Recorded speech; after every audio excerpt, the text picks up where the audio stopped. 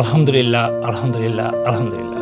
17 বছর 2 মাস 14 দিন পরে আমাদের শহীদ রাষ্ট্রপতি জিয়াউর রহমান এবং দেশনেত্রী বেগম খালেদা জিয়ার সন্তান আমাদের প্রিয় নেতা জনাব তারেক রহমান বাংলাদেশে পা দিচ্ছেন।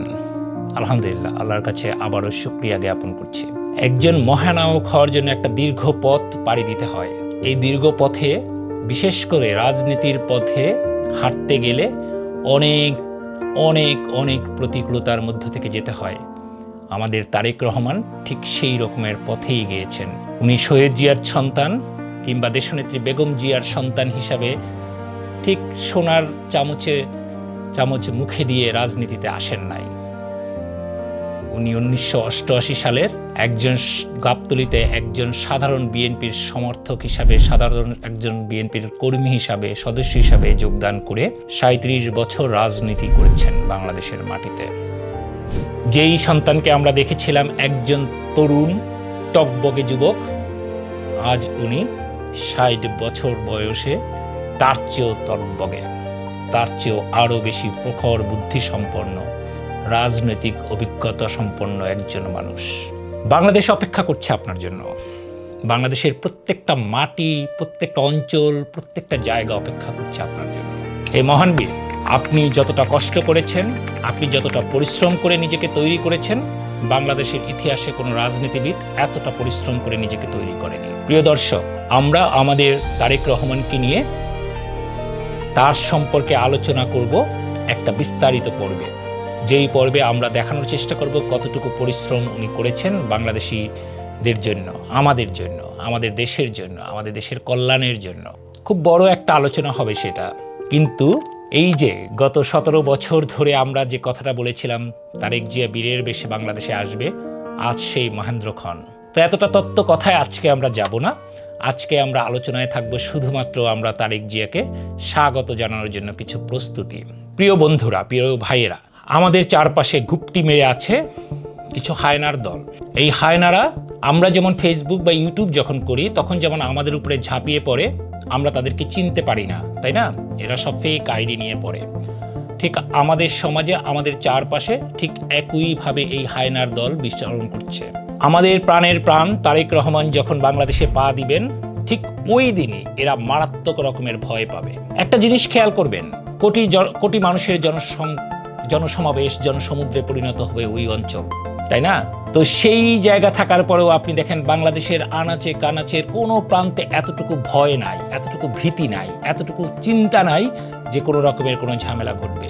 কারণ বিএনপি দলের তৈরিটাই এই রকমের। তারা এত বড় সমাবেশ হবে কিন্তু দেশবাসী স্বস্তির নিঃশ্বাস ফেলে, কোনো রকমের টেনশন ফিল করে না।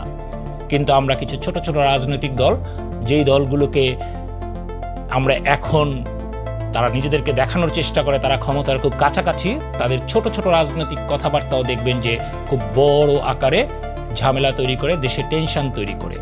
তো দুটো রাজনৈতিক দলের পার্থক্যও আমরা এই জনসমুদ্রের মধ্যে আমরা দেখতে পাবো। প্রিয় ভাইয়েরা, আমরা খেয়াল রাখবো প্রত্যেকটা মাস্ক পরা মানুষকে, প্রত্যেকটা হেলমেট পরা মানুষকে। আমাদের মধ্য থেকে যারা বাইক নিয়ে যাবেন, যাদের কাছে হেলমেট থাকবে তারা হেলমেটটাকে অবশ্যই খুলে রাখবেন। একটা ঝামেলা করার জন্য খুব বড় পরিমাণ মানুষের দরকার হয় না, খুব অল্প মানুষের। নিজেরা মাস্ক পরবেন না এবং আশেপাশে কোনো মানুষের মুখে মাস্ক দেখলে সাথে সাথে তার মাস্কটাকে খুলে দিবেন। তাকে রিকোয়েস্ট করবেন, অনুরোধ করবেন, প্লিজ মাস্ক পরার দরকার নেই। কারণ কোনো পুরুষের এই মুহূর্তে বাংলাদেশের প্রেক্ষাপটে কোনো মাস্ক যে মানুষটা পরবে তখনই তাকে সন্দেহের তালিকায় আপনি রাখবেন এবং তাকে বিনীত অনুরোধ করবেন যে আপনি মাস্কটা খুলে ফেলেন। আপনার আশেপাশে সন্দেহজনক কোনো মানুষ, যেহেতু অনেক মানুষের নিরাপত্তার দায়িত্ব আমরা যারা কর্মী আছেন, আপনারা যারা সমর্থক আছেন, যারা ওনাদেরকে ভালোবাসেন, তো প্রত্যেকেরই দায়িত্ব হচ্ছে নিজের যেমন নিরাপত্তাকে নিশ্চিত করা, তেমনি আপনার পাশের মানুষটাকেও নিরাপত্তা নিশ্চিত করা। এত বড় সমাবেশ, তো আমাদের প্রত্যেকের দায়িত্ব আছে চোখ কান খোলা রাখার। সুশৃঙ্খলতা হচ্ছে খুব প্রয়োজনীয়। আমরা সুশৃঙ্খলভাবে ওখানে যাব, সুশৃঙ্খলভাবেই ওখান থেকে ফিরে আসব। আমরা ওখানে কোনো রকমের ময়লা ফেলবো না। প্লিজ কেউ কোথাও ময়লা ফেলবেন না। সবাই যার যার পকেটে একটা ছোট ব্যাগ রাখবেন।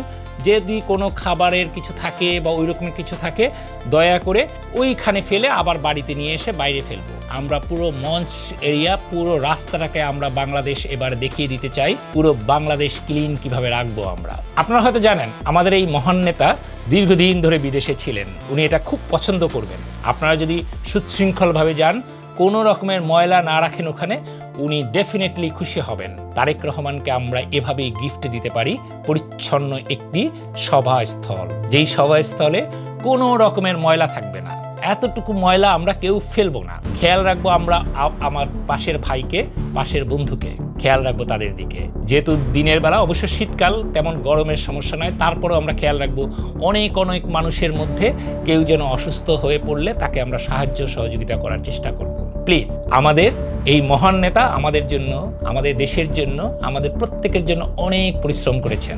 গত 17 বছর নির্ঘুম রাত কাটিয়েছেন। যেটা আমরা প্রথমেই বলেছিলাম, আমাদের বড় একটা এপিসোড যাবে যেখানে আমরা বলার চেষ্টা করব উনি কতটা পরিশ্রম করেছেন আমাদের এই বাংলাদেশিদের জন্য, আমাদের জন্য, আমাদের প্রাণের কষ্টটাকে উনি উপলব্ধি করার জন্য কতটা পরিশ্রম করেছেন।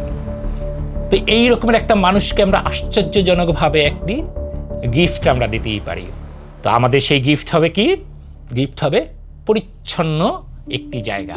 আমাদের মিটিং শেষ, এতটুকু ময়লা যেন ওখানে না পড়ে থাকে। আসবার সময় যদি কোনো ভাই ভুলে কোনো ফেলে আসে, আপনার যে ছোট ব্যাগটা থাকবে, পলি ব্যাগ বা যে কোনো ব্যাগ থাকবে, সেই ব্যাগটার মধ্যে সেই ময়লাটাকে ক্যারি করে আমরা নিয়ে আসবো এবং নির্দিষ্ট একটা জায়গায় ফেলবো। বাংলাদেশ আমাদের, বাংলাদেশের মাটি আমাদের, বাংলাদেশের মানুষ আমাদের। আপনি, আমি, আমরা, এই তো বাংলাদেশ।